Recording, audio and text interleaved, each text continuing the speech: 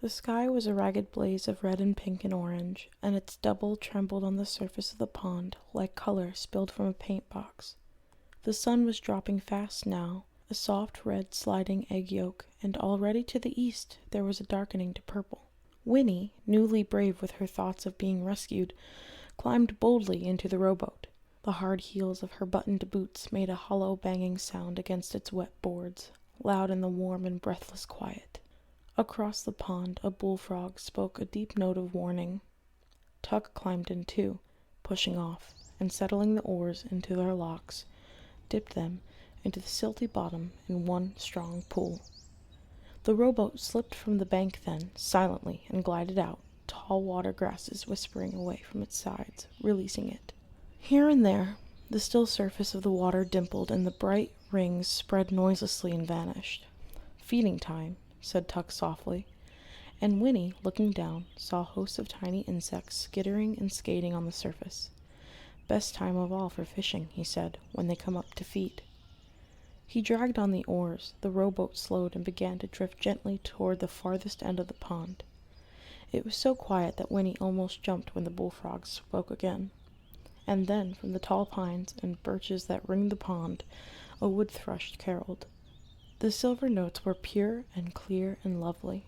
"Know what that is all around us, Winnie?" said Tuck, his voice low. "Life. Moving, growing, changing, never the same 2 minutes together.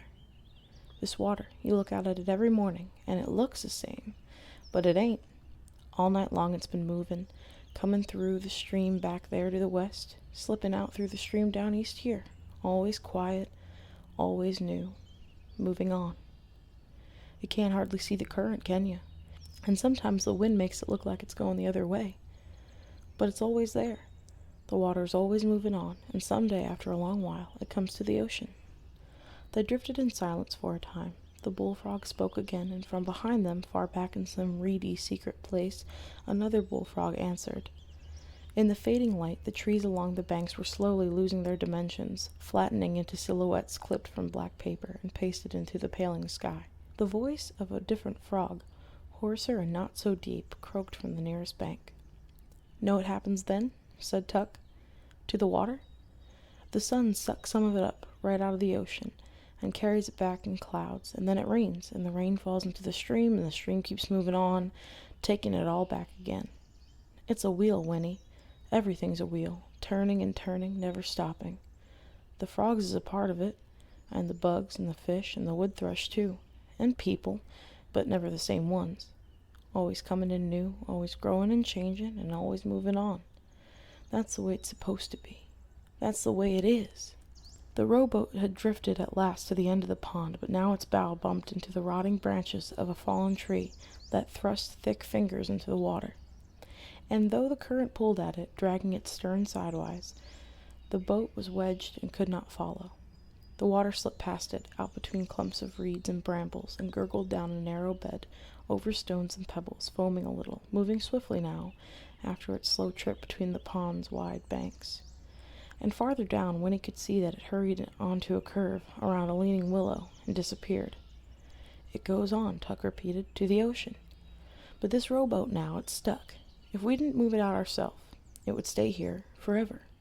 Trying to get loose, but stuck. That's what us Tucks are, Winnie. Stuck, so's we can't move on. We ain't part of the wheel no more. Dropped off, Winnie. Left behind.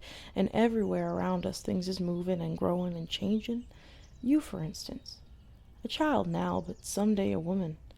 And after that, moving on and make room for the new children." Winnie blinked, and all at once her mind was drowned with understanding of what he was saying. For she, yes, even she, would go out of the world willy-nilly some day. Just go out, like the flame of a candle, and no use protesting.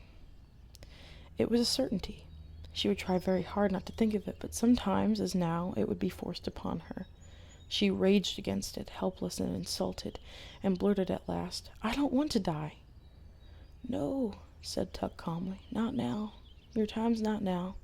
But dying's part of the wheel, right there next to being born. You can't pick out the pieces you like and leave the rest. Being part of the whole thing, that's the blessing. But it's passing us by, us Tucks. Living's heavy work, but off to one side the way we are, it's useless. Don't make sense. If I knowed how to climb back on the wheel, I'd do it in a minute. You can't have living without dying, so you can't call it living what we got. We just are.